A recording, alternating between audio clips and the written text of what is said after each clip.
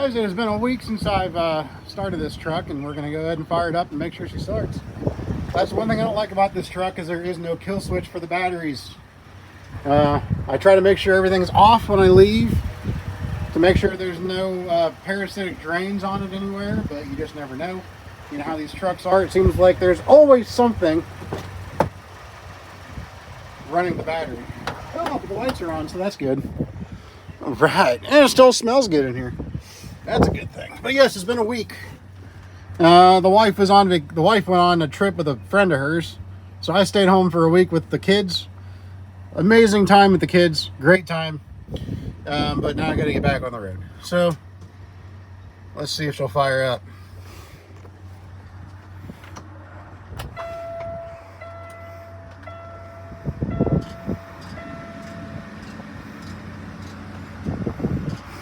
Run through the system.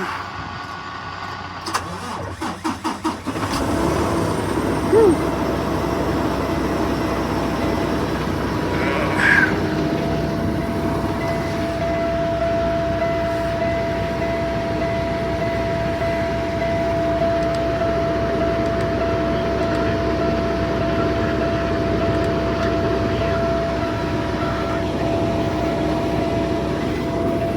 Oh yeah, she fired her right up. Now I just gotta go ahead and put all my stuff in here. I'm actually going to Atlanta tonight. Yep. If somebody can like give me some kind of a pointer on my truck, you know how on Peterbilts and Kenworths, I think too. I know Kenworths, yeah. Peterbilts and Kenworths. When you open the hood, they have a safety latch. It's basically magnetized, and you know it's on the strut on the hood. And then when you go to close the hood, you've got to pull up on that safety, and then it magnetizes itself to the strut, and then you can close the hood. You know, doing the pre-trip and everything, and it's been doing this now for like 3 weeks. You know, you go to close the hood after you've released the safety latch, and as soon as you start to move the hood, the latch resets itself. And so, like, you know, you go to close the hood and it just catches. It won't close. And you know, it took me 5 minutes one day to close the stinking hood. So I'd like to, I don't know if if there's a way to get around that, or if I have to buy a whole new strut, because I got a feeling that strut is going to be absurdly priced, because I went to price fog lights for this truck at Peterbilt. $300 per side, and I need to buy both sides because the driver's side fog light, you know how the passenger one got cracked and the glass on it broke? Well, the driver's side one is cracked also. It's just not completely broke. So I was going to buy 2 new fog light housings. $300 for a halogen fog light housing. So I'll probably go ahead and just buy a halogen fog light housing off of Amazon. I bought those LEDs, and the LEDs wouldn't work because of the reversed polarity, and there was no way to like reverse the polarity on there because of the way the plug is on the truck. So I had to send those back. But if I bought some aftermarket halogen housings, it's not going to have that polarity issue. So I'll probably just buy some of those. They're like $50 a side on Amazon. I should just go ahead and do that. But yeah, $300 per fog light housing. So I can only imagine what they're going to want for a safety strut with the safety latch for the hood. I would bet you $600. Just saying. I would be willing to bet $600 for that darn strut. All because it's for a Peterbilt. That's the problem. Problem with a Peterbilt. Everything is ridiculously overpriced. But anyway, let's go ahead and I got to throw my groceries in there and get on with our day.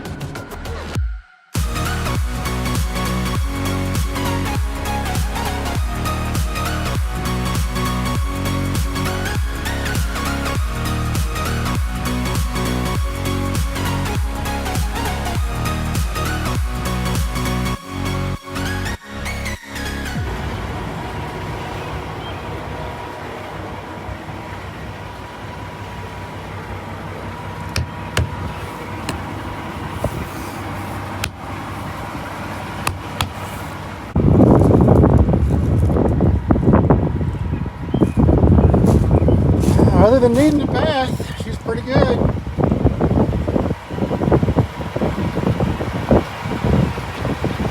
Of course, I love having this storage here.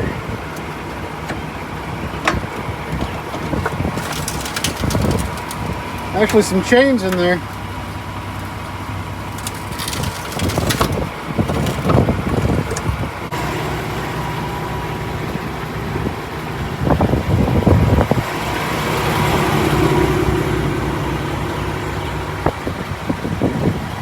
Yes, in case you can't tell, I love my pickup truck too. Before somebody in the comments say, this isn't a pickup truck channel, this is a semi-truck channel. I know.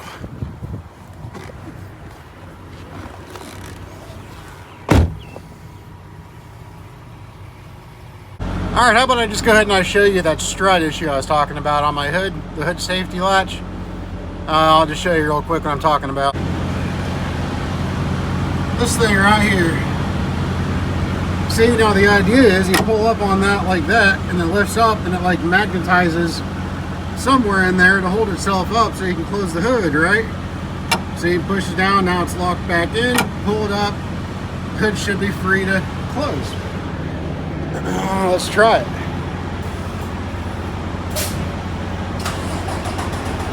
See? Won't close. See, now it's back down. I don't know what the problem is here. Let's try it again. Ah, there we go. There we go.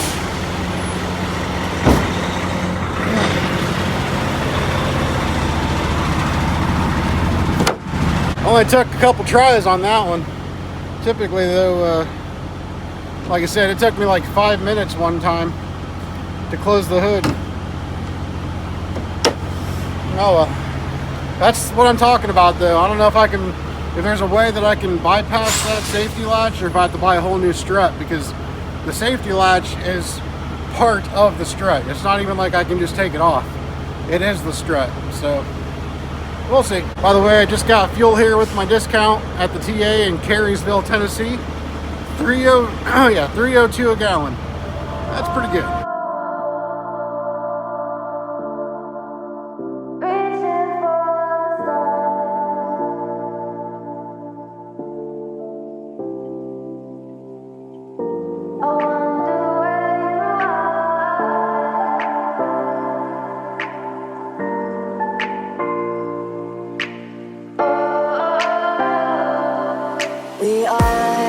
We are dreaming in the dark. We are nothing more than dust.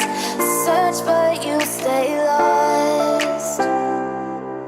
We are reaching for the stars, but we're making this too hard. And I wonder where you are. Mysterious, that's the part you always show. 'Cause you're too curious. Maybe you should take it slow. Mysterious, that's the part you always show. 'Cause you're too curious. Maybe you should take it slow.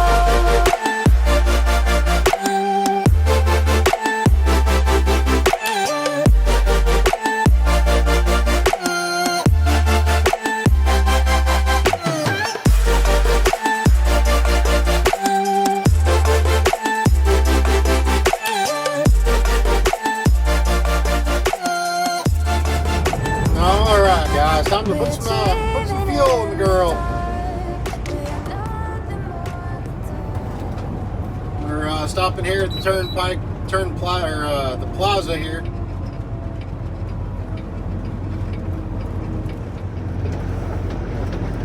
You know, you cannot argue how beautiful Pennsylvania is. It is a gorgeous, gorgeous state.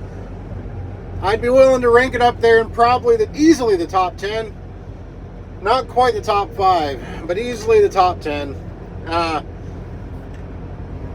boss man said something to me. I was talking to him last night, and he goes, you know, on some of your older videos, you really went to Pennsylvania a lot, or at least to the Northeast in general, a lot.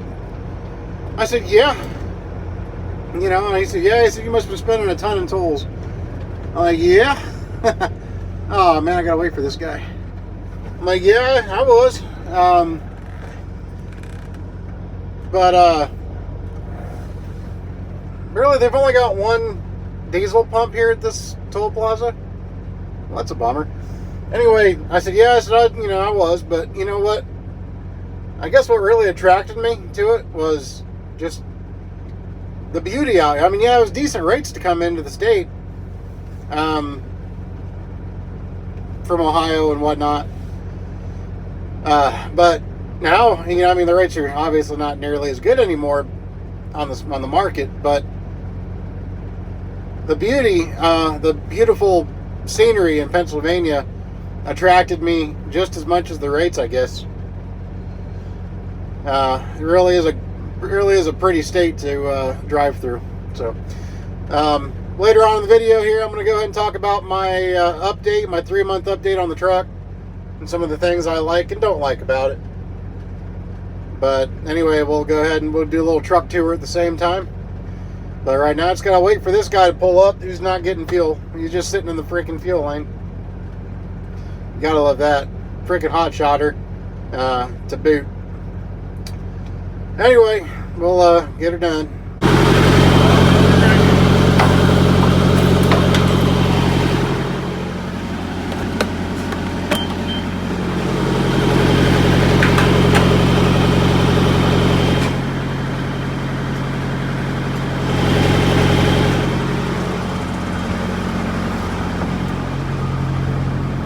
Oh man, yeah, so that guy,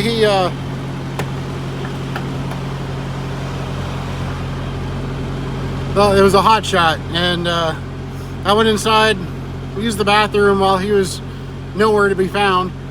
I even asked the clerk if they could page anybody, say, hey, move your truck. They can't do it here. So I came back out here and waited some more, and the guy had gone inside, parked in the fuel lane, the only fuel lane here, went inside. By the way, there's actually 2 fuel lanes, but it's the only fuel lane that has a satellite pump, and he's driving a hot shot. He could have taken the other pump that did not have a satellite pump, but he took the one with the satellite pump, made me wait, went inside, took a piss, went to Roy Rogers, got a bite to eat, and then came out, and then he put fuel in his truck. So he could have put fuel in the truck before all of that and then moved into a parking spot, but no, he did all of that and then came in and then put fuel in the truck. The disrespect that you get from other drivers out here is astonishing. I don't know why I'm so surprised. I shouldn't be, but it's just so frustrating. Anyway, let's finish getting fuel in this truck. We get a discount here too. So the discount, we're actually getting this fuel in PA for like $3. Well, not 3. We're getting it for we're getting fuel for $3.50. Yeah, $3.49 is what we're paying for fuel here on the turnpike in Pennsylvania. That's not bad.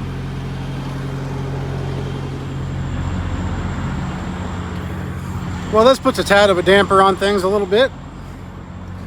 I get here to pick up my trailer, and well,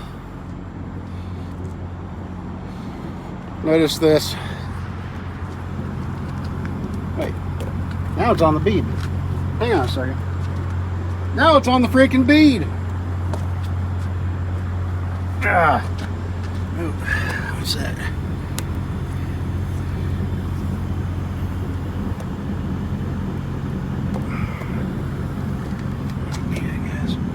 Now it's on the bead.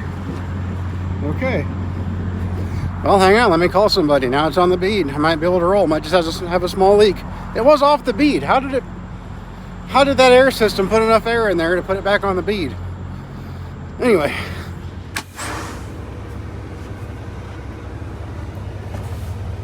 All right. Well, I made it to a toll plaza. Well, not a toll plaza, a service plaza. Here on the turnpike. We're going to take our break here, and then continue on in the morning. But yeah, let's go out and check on that tire. It's apparently holding air now, so let's go check it out. Make sure everything's good. I couldn't find anywhere that it's leaking air, so I don't know how it fell off the bead, but somehow it got back on the bead, and it's holding air. So we'll go check it out.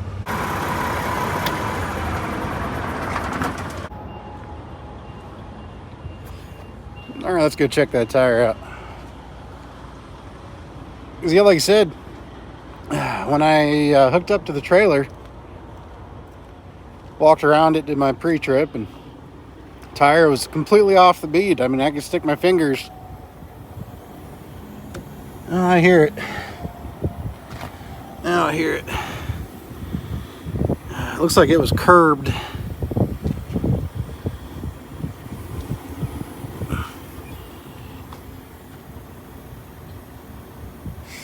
Yeah. You hear a little hissing coming from it somewhere.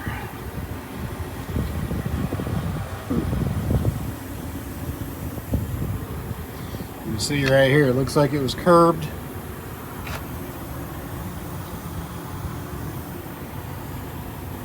Yep. Yep. But anyway, it was completely off the bead. Like I said, I could stick my fingers into the rim between the tire, and you know, typically you need to have a shot of air, you know, or something to kind of shock the tire to get it back on the bead. So I thought it was a lost cause. So we were calling road service, and I went to move the truck so it was far enough further away from the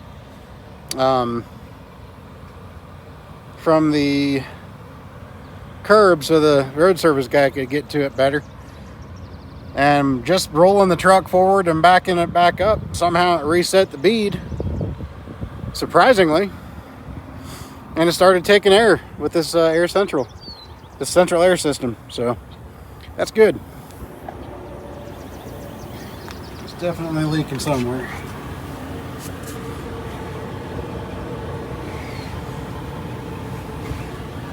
A loud enough leak that if I put my hand over it, I would imagine I would feel it.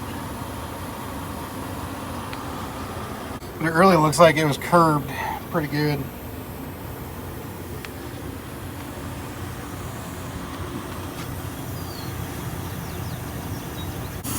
Oh, there it is. Right there. Found it. Yep.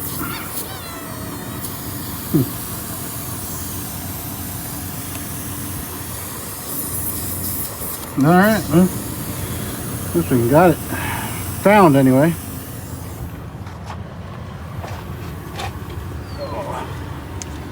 All right. Well, that's good.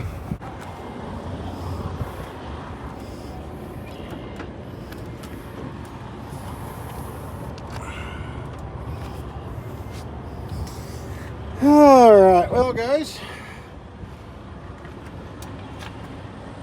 Anyways, we'll go over a little bit of an update on the truck. 3 months update.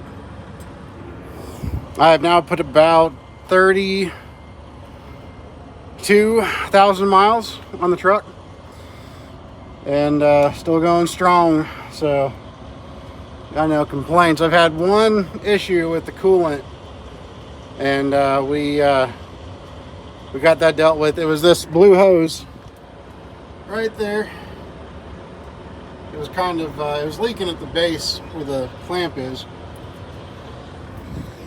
so we gotta put a new hose on there in the parking lot, and it was good to go. So not too worried about that anymore. It's not leaking anymore, so that's a good thing. It was just a small little cut in the hose from the clamp being on there.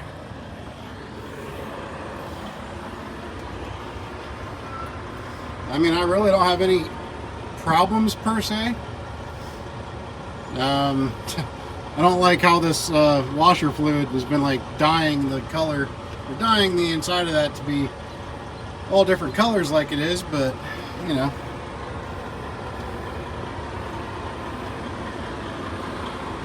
I am going to go ahead once I get on the first service that I do on this truck, on the first PM, I'm going to put new steer tires on it. I don't like these steer tires, the Michelins. I think they're way overhyped. I can't stand them. They always seem to just fall apart. You know, this one's got like chunks coming out of it, and I just can't stand it. You got a little bit of vibration at speed, and I just can't stand these Michelins. I've always been a Firestone guy for the steers, so we'll put some Firestones on her when we do the PM, and then hopefully that'll solve that little bit of vibration I feel like it's got. I just can't stand these Michelins. They're terrible tires. I never have good luck with Michelins. But they're such an expensive tire. I don't understand it. They're terrible though. So anyways, other than that, we're good, man.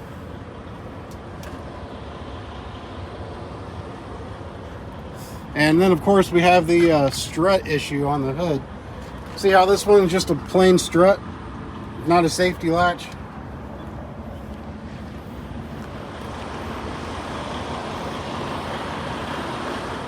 And then this one right here is the safety latch, and you see you got right here it's out of safety mode, so you lift up on it like this, and like I said before, it like magnetizes inside there somewhere, and it's supposed to stay like that while you close the hood.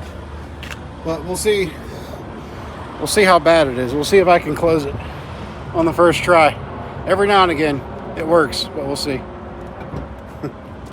Nada.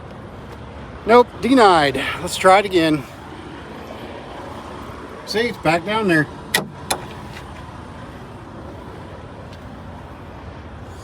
Think it'll work this time? Oh, there it goes. Alright, well so far it's been 2 for 2, so that works.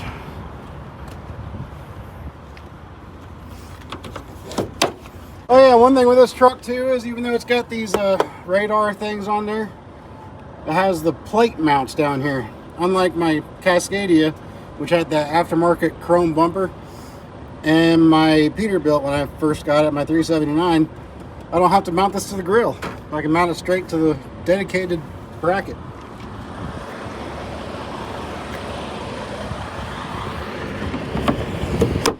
Alright, right now I'm going to go on inside and use the restroom real quick, and we'll come back out and talk a little more about the update on the truck and give a little bit of a tour.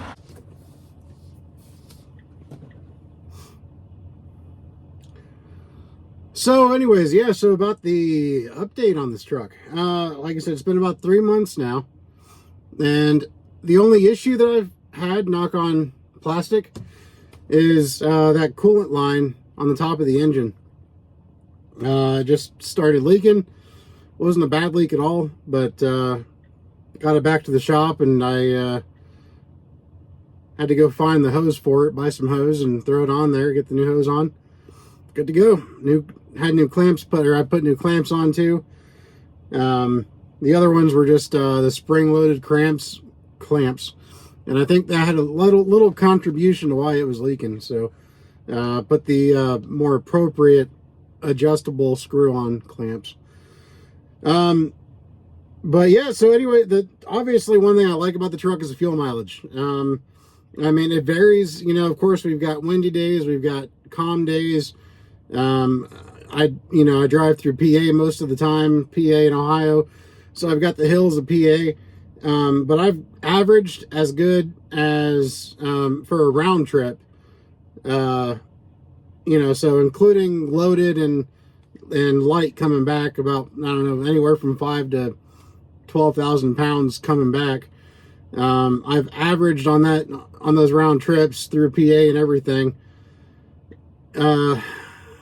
The best I've done is, I want to say 8.6 or 8.8, somewhere around there. And then when I am coming back, and I do just have the light load in the box, I could average, I've actually gotten it as good as 9.8, you know, with a small load in the trailer. So you can't beat that. I mean, of course, some of these new trucks, the newer ones even, are doing even better, but I'm happy with that for sure. One thing, I am starting to not care for the automatic a whole lot, and it's nothing against, like, it's nothing mechanically wrong with it, but I've always hated the hesitation that automatics have when you try to, you know, pull out into traffic or something like that, you know, because it's like, it's got to think about what you're doing. You put the pedal to the floor to get out in the traffic, and it'll sit there and think for like a second or two, and then you'll lose your window, your chance. And one thing I really don't like with this one in particular is how low of an RPM it has to go down before it downshifts. I know these are designed to run at a lower RPM, but man, sometimes the RPM will drop so low climbing a hill that it'll start to vibrate. I don't like that, and so I'll put it in manual and I'll kick it down myself. But sometimes it does fine. Sometimes when you're climbing a steep grade, it'll kick down a lot faster and it'll be all good, you know. So it's kind of a hit or miss on that. But as far as the transmission itself goes, it's fine. You know, it does a good job. You know, it hasn't worried me or anything yet. The radio I absolutely hate. The starting radio, it locks up like every week, you know, and it's a super easy thing to fix. You just get into the fuse panel and you pull the fuse for the stereo to reset it, and then you're good. But it's just annoying because it'll lock up. You can't even turn the radio off when it locks up, you know. So you can't turn the volume down. You can't do anything. Just really annoying. So I'll probably I should replace that radio, and I probably will. I'm trying to think. I had a list of stuff before, and I should have probably jotted it down, but it's been a while since I've thought about it. Really, everything I don't like about this truck is just very minute in nature. Really is not a big deal. Like, one thing I don't like about it is the flashers. You know, like, I generally, when someone, you know, when somebody kills their headlights and turns them back on to let me know I can come over, I generally like to hit the flashers, and then I'll, you know, to thank them. But on this one, the flashers are so close; they're like right below the light for the interior lights.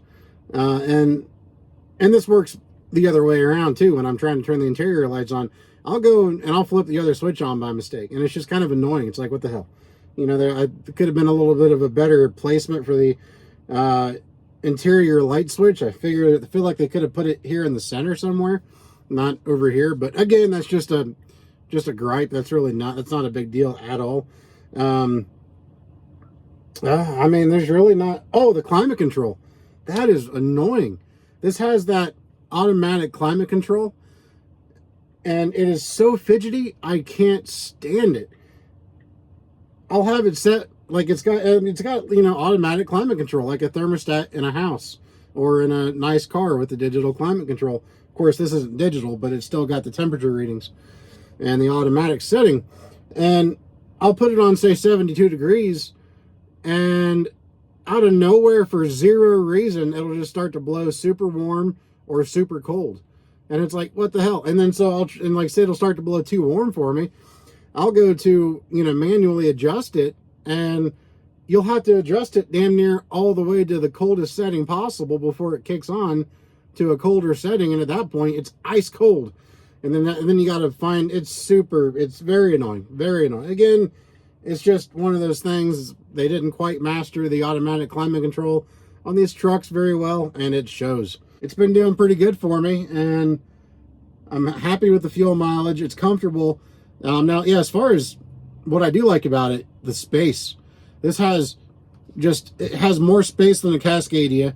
It has more space, obviously, than my 379 had. This has a deeper sleeper. A Cascadia sleeper is 72 inches. This one has an 80-inch sleeper, and it's noticeable. I mean, I've had a Cascadia, and it was by no means small, but this is definitely a lot roomier. Granted, it's not, since this isn't the ultra loft, so it doesn't have as high of a ceiling as, you know, a condo sleeper in a Cascadia.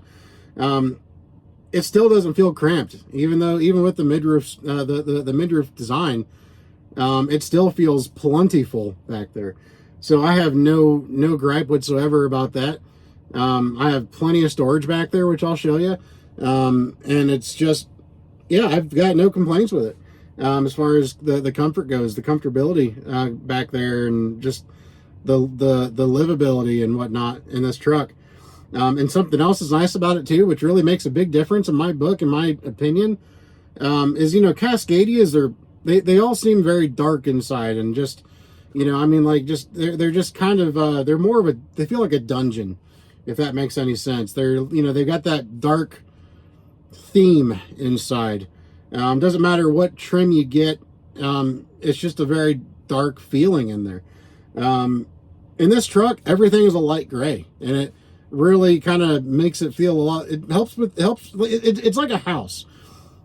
You let more light into a house and you have lighter colors on your walls, the house is going to feel more spacious. It will give it a less confining feel, and that's exactly how this truck is, with the gray, the lighter gray color everywhere inside. It just gives it a much less confining vibe going on inside the truck. Yeah, and so, just, you know, as far as that kind of stuff goes, I really like it. The APU, I love having the APU. This APU has a 5,000 watt generator, which most APUs don't. Some do, but most don't. My green APU didn't have the generator, and it just makes it extremely handy. Like I said, I've got the air fryer in the back. Although my inverter in here will handle the air fryer, it is the absolute most that inverter can handle. So it's just a matter of time before that would fry something on the inverter. But being that I have a 5,000 watt generator with the APU, it is nothing for that APU to handle the wattage of the air fryer. Yeah, we'll go ahead and I'll show you the back a little bit here and show you how it is. All right, obviously you've got all of the simplicity up here. This does not have the smart wheel, which at first I was wanting the smart wheel, but now I'm kind of glad I don't have the smart wheel. But anyway, yeah, this does not have the smart wheel. It's a little more simple. This is that climate control I was talking about. You know, it's a good idea, I guess, but it's just they did a terrible job with the design and how they executed this whole ordeal. But, you know, of course, mine has the fifth wheel release inside here, and I don't know, I like it more than I thought I would, but I still feel as if it's something that can just prematurely go wrong and you know, screw me for however many bucks and time. Of course, it's got the traction control up here, and hill start assist and lane departure, all that crap of the modern day trucks. And then, of course, you know, it's got the wheel here to select through all the stuff on the gauge cluster up there. Yeah, let's go to the sleeper. But anyways, yeah, here's the sleeper. Like I said, it's not the condo, so it's not incredibly high, but it is plenty. It is plenty high enough. I mean, that's pretty good for me. Of course, I got my microwave up here, and even like right here, this little lip right here, I don't have to duck when I walk under that. It's just so much nicer space and comfort wise than 379 was. Of course, I've got all the curtains, you know, that make it a little bit bigger inside here if I just want to close those curtains. And then of course I got a cabinet here. I've just got some random knickknacks in there, plastic bags. Of course I got the desk here, a little dirty. And got kind of, it's a little mess right now, but I got my assortment of spices and deodorant. My assortment of spices and deodorant I don't cook with the deodorant, but when I cook, my assortment of spices are there. Nice large bed. Of course, I got this big old cabinet here, and then I got the refrigerator down here, which is also very nice. And then this is a nice little tucked hideaway or hidden away cabinet here. I put a lot of my, as you can see, like dry food goods down there. But it's just, it's nice to see that they utilized every inch that they could in this truck. But anyways, that's really all about it. You know, of course, I've got all the storage under the bunk and everything like that. So, and of course, I've got the windows there. That's a whole door on that side. And then I got the window over there. It's a much bigger window, but it doesn't open. It opens, but not like a door. Yeah, so of course you got the good Peterbilt emblem staring right at you in your face. Got the top bunk up here, which will be nice, you know, for when my kids get to be more of age to go ride with me. And this one here, you know, it's not really that bad, even though it's a mid-roof. It's kind of low, but I've not hit my head on it yet. But it does create a lot of good extra storage space in the back here too. A lot of storage right back there. But yeah, guys, that's it. That's all there is to it. It's simple. Everybody, you know, I'm sure most people have seen the inside of a 579. Oh, and of course, you know, I've got the inverter controller right there and my APU controller right there. Yeah, so I'm good with it. For my 3-month update, I'm pretty happy with it. Like I said, I'm pretty happy with the comfort and the fuel mileage and everything. So, like I said, mostly what I don't like is mostly just petty stuff. The only thing that's not really a petty thing is the transmission, how low an RPM it waits to downshift sometimes. That kind of, to me, is worrisome and annoying because it'll just feel like, it just feels like it's lugging it down way too much. Anybody else having any input on that, let me know. I mean, it's designed to do that, but it still feels like it's not right. I don't know, to me, it just doesn't feel right when it does it. Like I said, it doesn't do it every time. Sometimes it'll, especially on the steeper grades, when the truck's slowing down faster, it'll kick down sooner and make it mean more, you know, make it count more. But with all of that said, guys, I'm going to go ahead and get off here and we're going to end the video. Tomorrow I'm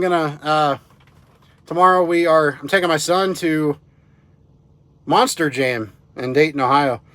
We're going to go watch the monster trucks and have a good old father-son outing. So I'm looking forward to that. Yeah, and some of you might ask too why I fuel up in PA. Because PA is a lot more, it costs a lot more to fuel up here in PA than Ohio. Not really that much more right now. Like I said, I got my fuel today for $3.49 a gallon, which isn't terrible. Granted, the sheets right now, which is like the best I've seen anywhere.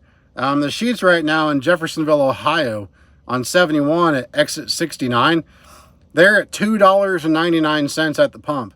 And with my Sheets card, I can get it down to $2.96. That's phenomenal. But I passed that up to get fuel over here in PA, and the reason for that is where I'm leased onto, he pays the IFTA. He doesn't charge the drivers back for the IFTA. He pays the IFTA, and all he asks is that from time to time we fill up in Pennsylvania to kind of, 'cause,